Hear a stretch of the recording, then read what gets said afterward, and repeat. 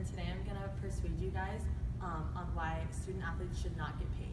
So student athletes are a lot of the times the heart and soul of universities and on campuses, and while they're important to the culture of the town and the community, they are in fact just student athletes, not professionals. So I'm going to persuade you on the reasons why student athletes shouldn't get paid. And I am a softball player at the University of Florida, and I received a small athletic scholarship. I'm on a team where many players have full scholarships, so while others have little. So the Division I softball rule is that there's 12 scholarships to split up among however many girls are on the team. So on this team we have 18 girls, so that's 12 scholarships to split among 18 players.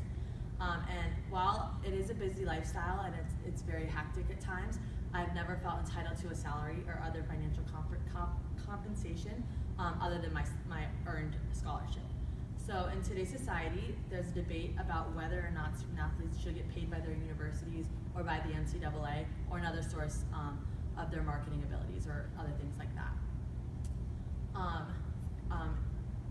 A reason that people think that athletes should get money for them is for their marketability. So if somebody sells a shirt with my name on it, I should be able to get the profits from that.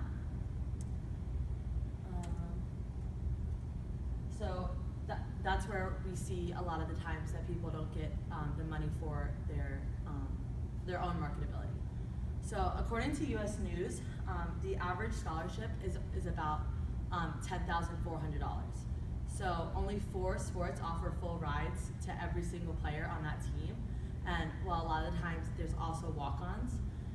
So football, men's and women's basketball, and women's volleyball are the ones that offer full scholarships. And if you take out football, the average scholarship goes down to about $8,700. So as you can tell, sometimes the scholarships aren't as big as they seem, and many student athletes are becoming more involved in the debate about being paid, while others like me find it unnecessary and problem causing. So Division I athletes already get a lot of compensation and things like equipment, uniforms and clothes, meals, their travel expenses, as well as hotels, flights, and their buses. So all of these things are included when you are on the team, and in a way that this is then being paid by their scholarship. 69% of the public is opposed to these student athletes being paid, but 58% of college coaches believe their coaches should get paid. So that's a big difference when you see that the people actually actively involved want their athletes to get paid, while the outsiders looking in only don't want them to get paid. Another problem that would arise is how would these salaries be based? Would the best players get the most money? Would it be off the marketability, or would it draw a big divide in the players, like the best player on the team would get the most and the worst player would get the least amount? To solve this debate, I believe every student athlete should receive the same amount of scholarship, no matter how many people on the team or no matter how many scholarships. There wouldn't be a cap like there is in my example of the softball players only having 12. So 2 players on the same team should have equal benefits, all tuition paid for, room, board, eating, all that kind of stuff, their books. And then, so their teammates should be on one where their food is only paid for or something like that. So like I said, student athletes already get many things. They get their equipment and stuff paid for. So how can we expect student athletes to be paid when they don't have all the same scholarship?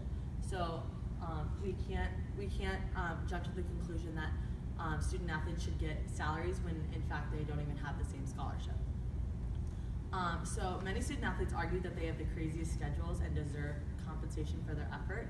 While it is true that student athletes' schedules are very crazy and hard to manage, this is the life that they signed up for when they signed their national letter of intent.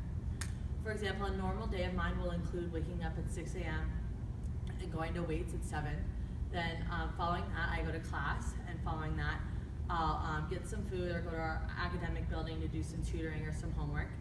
And then after that, we have 2 o'clock p.m. practice every day, and practice usually lasts about 3 to 4 hours.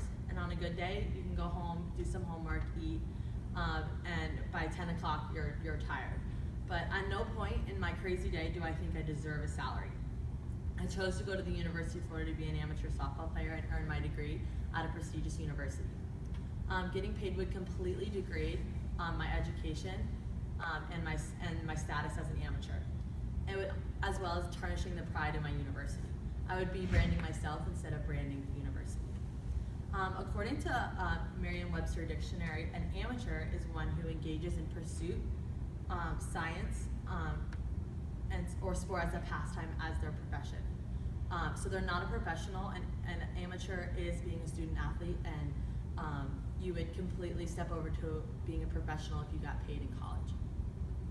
So we're going to talk about paying student athletes could be a potential disaster.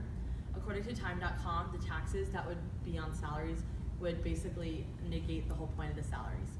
So this would mean that if a student athlete's getting an X amount of salary per year, add that on taxes and then paying their tuition, they would basically be left with nothing. So it would be the same thing as just getting the scholarship. It's also a myth that all Division I athletic departments are moneymakers.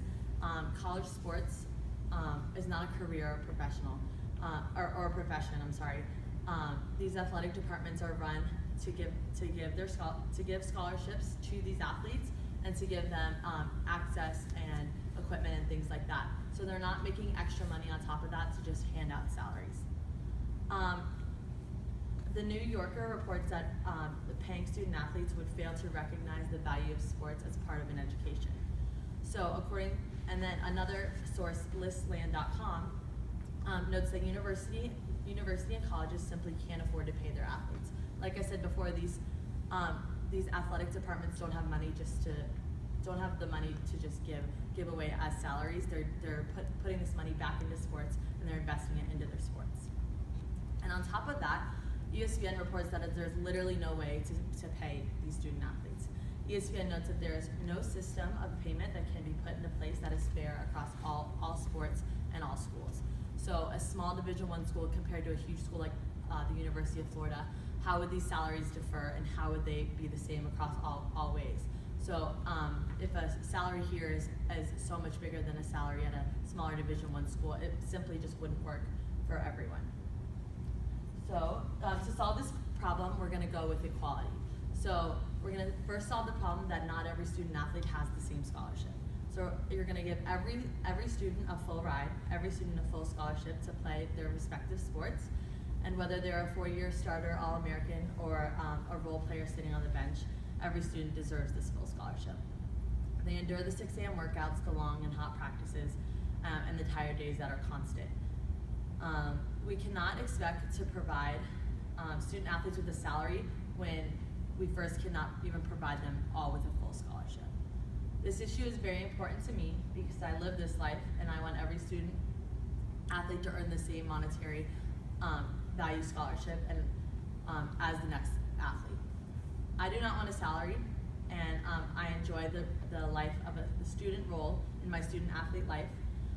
Paying college athletes would only diminish the value of the student side of a student athlete. Thank you. Any questions? Yes.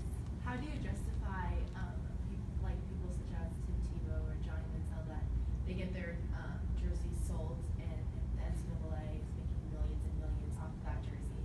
And the video games for football players, they're making millions and millions, and their names and their features are being on video games. How do you justify them not seeing any of that money? Yeah. And they're simply just not allowed to because they're in college. Yeah, so I think there's a difference between earning your marketability and earning a salary for a year. So let's say, like I said, a role player is making a salary, a role player is on a scholarship, and a big-time football player like Tim Tebow, he's on a scholarship as well, but they put his jersey out there. So him getting a salary and him getting money for his marketability, I think, are two different things.